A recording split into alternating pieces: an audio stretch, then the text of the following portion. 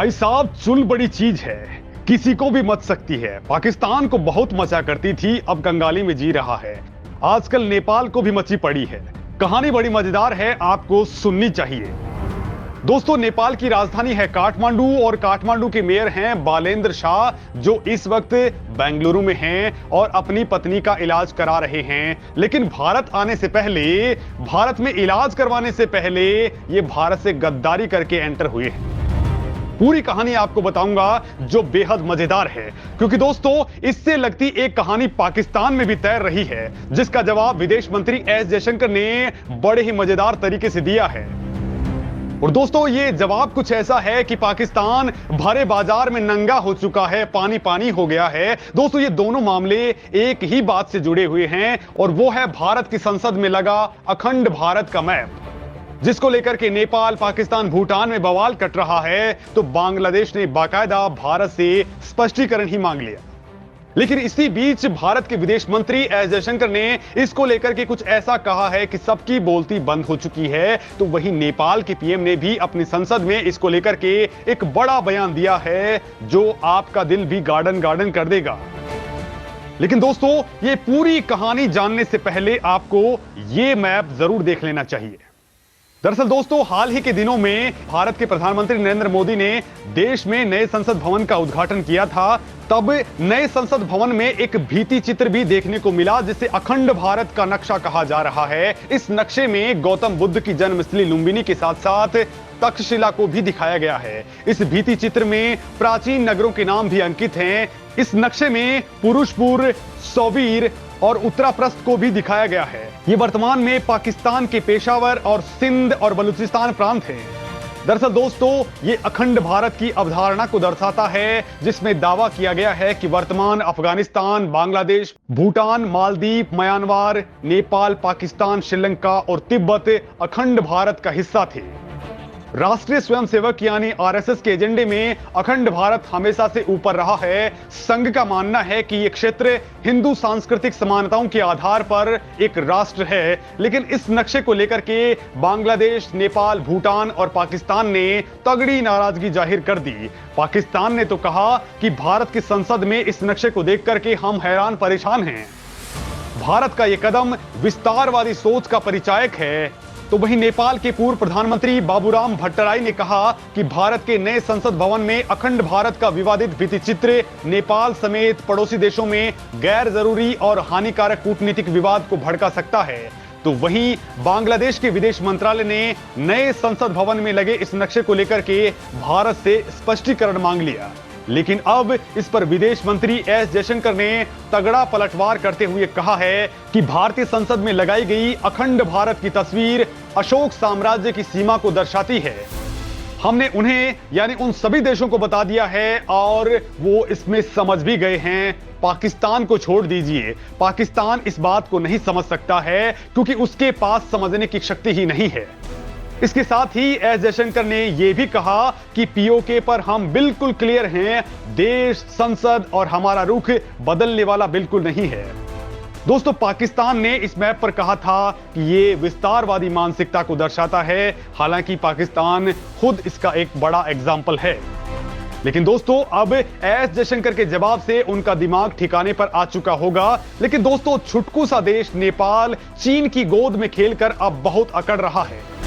भारतीय सेना में अपने गोरखा सैनिकों को रोकने की धमकी देने वाले नेपाल के पीएम ने हाल ही में भारत की यात्रा की थी। उन्होंने पीएम मोदी से मुलाकात करके नेपाल और भारत की दोस्ती में जान डालने की कोशिश की और इस यात्रा से वापस जाकर अपने देश की नेशनल असेंबली को संबोधित करते हुए नेपाली पीएम प्रचंड ने कहा कि यह नक्शा राजनीतिक नहीं है। साथ ही उन्होंने कहा कि इस मुद्दे को उन्होंने प्रधानमंत्री नरेंद्र मोदी के साथ मुलाकात में उठाया था, जिसमें पीएम मोदी ने इसे सांस्कृतिक मैप बताया है। दरअसल दोस्तों, नेपाल की सीपीएन, यूएमएल समेत नेपाल के तमाम विपक्षी दलों ने इस नक्शे का विरोध किया था। अब दोस्तों, नेपाल में वैसे तो यह मामला शांत पड़ता दिख रहा है, लेकिन चुल करना नेपाल की अपनी आदत में शामिल हो चुका है। यानी जो मुल्क एफएटीएफ की ब्लैकलिस्ट में जाने वाला है, अर्थव्यवस्था चरमरा रही है, स्वास्थ्य व्यवस्थाएं धरातल पर हैं और उनका इंफ्रास्ट्रक्चर बढ़ने का नाम ही नहीं ले रहा, उनके मेयर खुद अपनी पत्नी का इलाज करवाने के लिए भारत आए हैं, बेंगलुरु में इलाज करवा रहे हैं, लेकिन वो भी भारत को चिढ़ाने में जुटे हैं। ये नेपाल के विपक्षी दलों की नापाक चाल है। काठमांडू की मेयर बालेंद्र शाह ने अखंड भारत के जवाब में अपने ऑफिस के अंदर एक ग्रेटर नेपाल का नक्शा लगाया है। इसमें यूपी और बिहार के कई इलाकों को नेपाल का हिस्सा दिखाया गया है, जिस पर नेपाल की सरकार ने अभी तक कोई प्रतिक्रिया नहीं दी है, लेकिन विपक्षी दल इस पूरे के पूरे मुद्दे को बहुत तेजी के साथ में उठाने में जुटे हुए हैं। केपी ओली और उसकी पार्टी तो इस मामले में बवाल ही काटे पड़ी हैं। दोस्तों, काठमांडू के मेयर बालेंद्र शाह ने अपने कार्यालय में भारत के हिस्से को नेपाल में दिखाने वाला मैप भारत आकर अपनी पत्नी का इलाज करवाने से पहले लगाया था, लेकिन अब यह वायरल हो रहा है। नेपाल के इस नक्शे के मुताबिक एक समय में नेपाल का साम्राज्य पूर्व में तीस्ता से लेकर के पश्चिम में सतलुज नदी तक फैला हुआ था। हालांकि ब्रिटेन के साथ युद्ध के बाद नेपाल को यह बड़ा हिस्सा गंवाना पड़ा। उस युद्ध के बाद मेची से लेकर के तीस्ता और महाकाली से लेकर सतलुज तक का इलाका हमेशा के लिए भारत का अंग हो गया। दोस्तों, इस नए नक्शे में यूपी का गोरखपुर और उससे लगता हुआ इलाका, साथ ही बिहार के कई इलाके नेपाल का हिस्सा दिखाए गए हैं। नेपाली मेयर के कार्यालय में लगे ग्रेटर नेपाल के नक्शे में पूर्व में तीस्ता और पश्चिम में कांगड़ा तक का भारतीय इलाका दिखाया गया है। इतना ही नहीं, नेपाल में अब यह मांग उठ रही है कि इन इलाकों को नेपाल को वापस लेना चाहिए।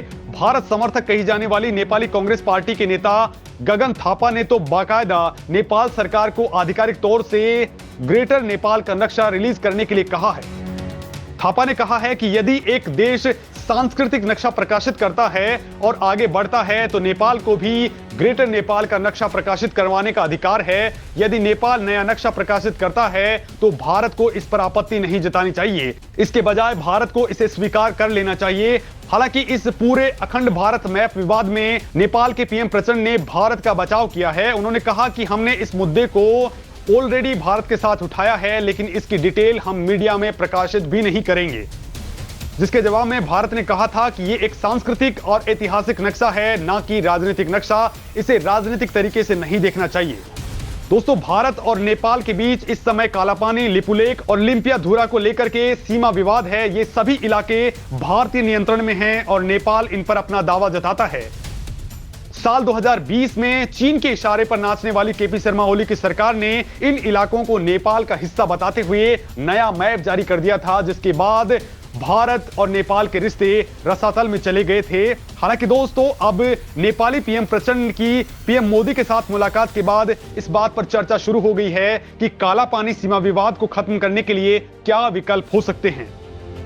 इसके लेकर के नेपाली पीएम ने संकेत दिया है कि इस सीमा विवाद को सुलझाने के लिए नेपाल भारत के साथ जमीन की अदला बदली यानी लैंड स्वैप कर सकता है।